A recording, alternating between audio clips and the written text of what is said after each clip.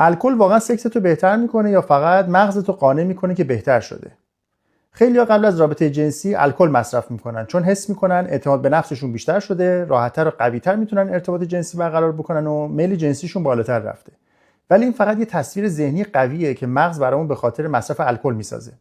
الکل فعالیت بخشی از مغزو که مسئول اضطراب و خجالت و خودکنترلی‌ان رو کم میکنه. برای همین ممکنه حس کنی جذاب‌تر شدی، راحت‌تر داری حرف میزنی و بیشتر تحریک شدی. ولی اینجا یه پدیده معروف توی روانشناسی وجود داره به اسم اثر عینک آبجو. یعنی وقتی الکل مصرف میکنی، مغزت افراد و موقعیت‌ها و حتی تجربه‌ها رو جذاب‌تر از چیزی که واقعاً هستن ارزیابی میکنه.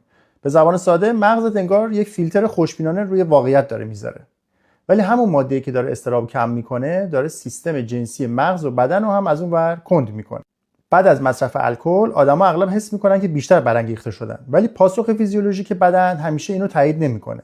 چون توی مردا احتمال اختلال نوز بیشتر میشه و رسیدن به اورگاسم ممکنه سخت‌تر بشه و توی خانم‌ها هم پاسخ فیزیکی بدن به تحریک جنسی میتونه کم بشه و شدت اورگاسم و حساسیت جنسی کمتر بشه.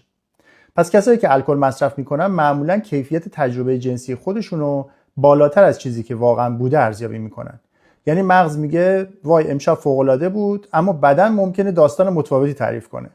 اینجایی که علم سکسولوژی و نوروساینس یه نکته مهم رو مطرح میکنن که میگن احساس برانگیختگی با پاسخ جنسی واقعی بدن یکی نیست و الکل میتونه فاصله بین این دوتا رو بیشتر بکنه.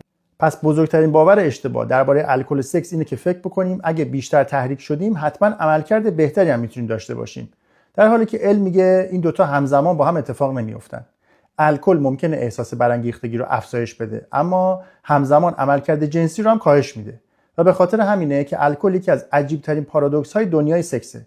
چون مغز فکر میکنه همه چیز بهتر شده، اما بدن همیشه موافق نیست.